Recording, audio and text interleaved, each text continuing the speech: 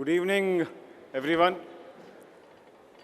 Honorable Chief Guest, dignitaries on the dais, office bearers of AIUS, members of various committees of AIUS, past presidents, respected seniors, my dear friends. At the outset, let me express my heartfelt gratitude to all the members of AIUS for bestowing upon me this honor of leading your society as its president. I am really honored to be present before you today and welcome you all to the city of dreams, Mumbai. It's my proud privilege to address this galaxy of eye surgeons, my seniors, mentors, colleagues, friends, fellow members, students, guest faculties, and delegates from different countries. AIUS, was born in 1930, and today it's a vibrant society.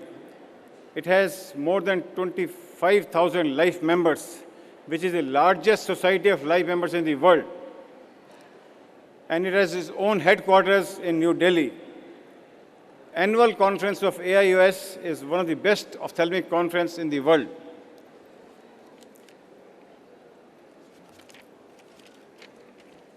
I would like to acknowledge the tremendous contribution made by the members' managing committee, the past president, the secretaries, the treasurers, the scientific committees, and all the wings of AIUS who have contributed to this stupendous growth of our society. You see, last 2 years, all of us have been unfortunate. We have gone through this unprecedented times, onset of COVID, national level lockdowns. You see, it really has been tough in many ways. We at AIUS in the family also lost a couple of our colleagues. I express my heartfelt condolences to their families. I would like to thank Dr. B.K. Nayak for the lovely introduction and showing this video. It was a wonderful feeling to see your picture amongst the legends who have led AIUS in the past, and I am truly humbled. I would also like to take this opportunity to thank the LOC of DreamCon AIUC 2022, led by Professor T.P. Lahane, Dr. B.K. Nayak, Dr. Quresh Muscati, Dr. Prashant Bawankule, Dr.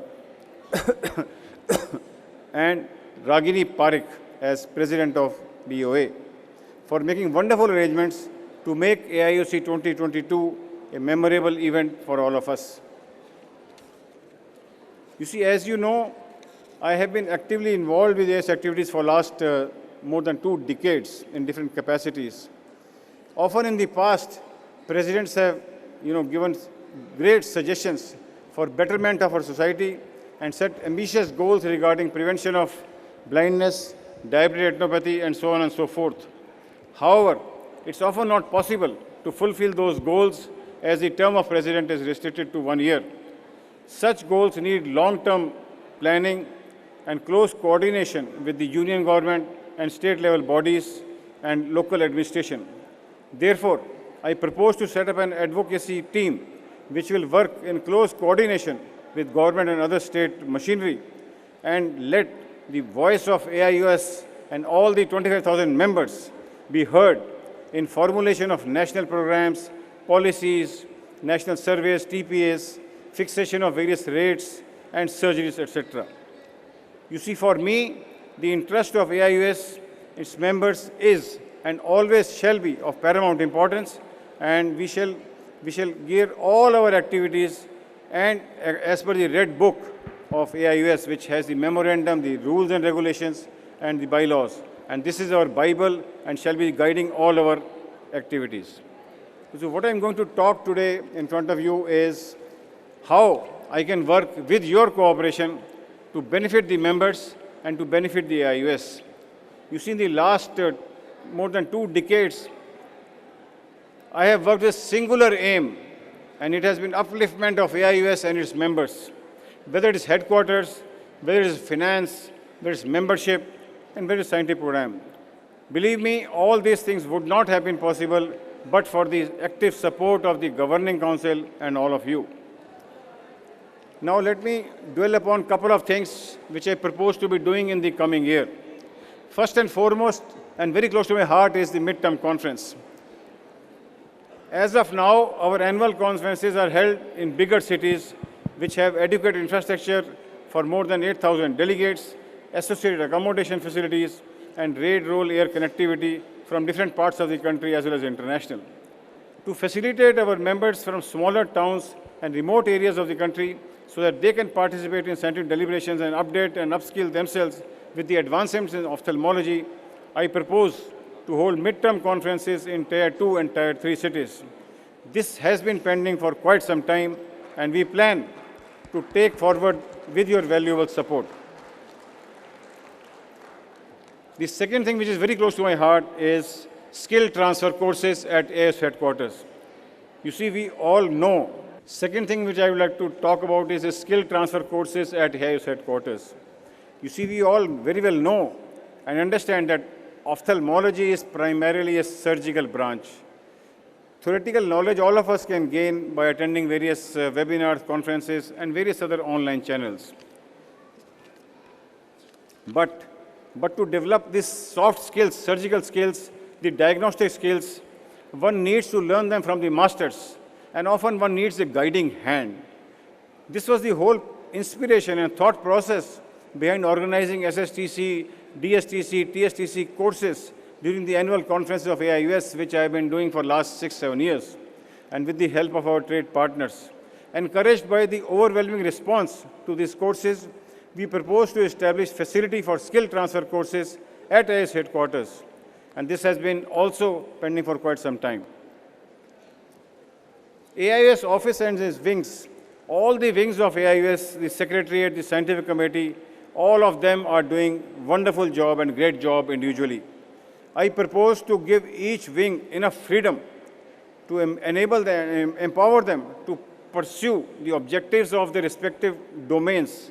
But after having discussed it in the Governing Council and within the framework of our Red Book and within the resources allocated to them, and always keeping in mind the interest of members of AIUS. And I wish all the 5 wings represented by these 5 fingers work in harmony and cohesion like 5 fingers of a fist. Believe me, fist always has more power than the individual fingers.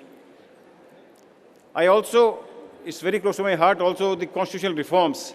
And we shall definitely have a constitutional reforms committee formed immediately after I take over.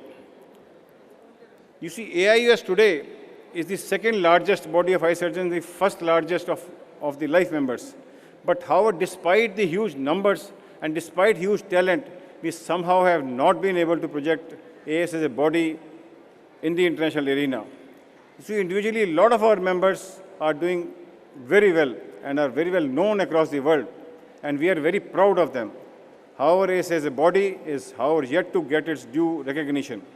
Efforts have been made in the past to project AIUS internationally, but I plan to pursue this mission with full force and make AIUS a global name in ophthalmology and AIUS annual conference the most sought-after event in the world.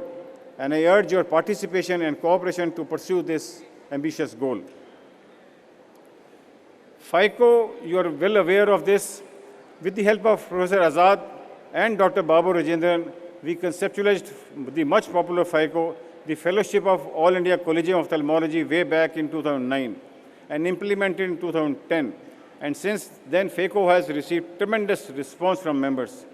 FICO is one of its own kind program in the world, and it's an innovative concept and much needed in ophthalmology, which has so many super specialties. We should now try to take FICO globally and let FICO be held in other parts of the world also. Managing committee and the state level affiliate societies, you see, we have the state level affiliate societies which are doing wonderful job, and most of them have representations in the managing committee. You see, all the members of this affiliate state society are distinguished eye surgeons and are doing great job in their respective states. However, their contribution in the functioning of AIUS, I think, needs more. We can leverage their strengths more. You see, a couple of years ago, MC meeting used to be held only once, and that too during annual AIOC. And when I was secretary of your society, I had introduced this system of mid-term meeting of managing committee with an objective to improve this center-state connect. And I propose to take this relationship with the state society further and leverage the strength of our state societies towards fulfillment of AIS mission. You see, all the affiliate state societies will be encouraged to promote science and education activities in their respective states, and based on the work done by all the states, the best state, we propose to honor them with the Presidential Medal during the annual conference. We will convene a day-long workshop with the MC members to prepare an objective framework in this regard. For this, I plan to involve MC members of affiliate state societies and also utilize the services of Joint Secretary and Joint Treasurer of our AIS body. You see, these people are elected members of society, and I propose that we will utilize the service of Joint Secretary and Joint Treasurer. As I said, various wings of our society have been doing a great job in dissemination of scientific knowledge for the benefit of members. But I feel it's equally important to create awareness about the common eye diseases amongst the public and their symptoms. You see, because once the public is aware, we can detect this disease earlier so as to institute early treatment, leading ultimately to prevention or reduction of blindness. I propose to launch a series of public lectures by eminent ophthalmologists on a regular basis. And it would be really, really wonderful if we could make efforts to make these lectures available in different languages so that more and more people are benefited across the country.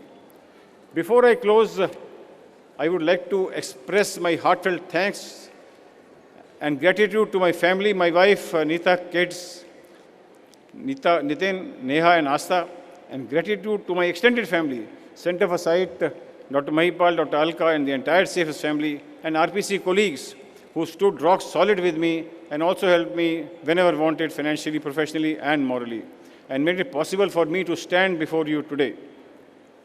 I am also indebted to a lot of my friends, AS members, and trade partners. And also like to thank my friends in the AIUS office bearers of society and look forward to their continued support. And I also take this opportunity to commend great work being done by the AIS headquarters staff led by Mr. Kirpal. I wish AIUC 22 conference a great success, and I'm sure with the kind of hard work put in by the LOC and the power-packed scientific program by Dr. Partha Biswas and the state-of-art show by our trade partners, AISC 2022, the DreamCon, will be a memorable event for all of us. I know I have put in an ambitious plan for the next year, but I am confident that together we can and together we will. We will, and you will agree that in all the proposals I have made before you, the interest of members is at the center. I therefore once again urge all of you for your continued valuable support in pursuing this mission. Thank you so much. Long live AIUS and Jai Hind.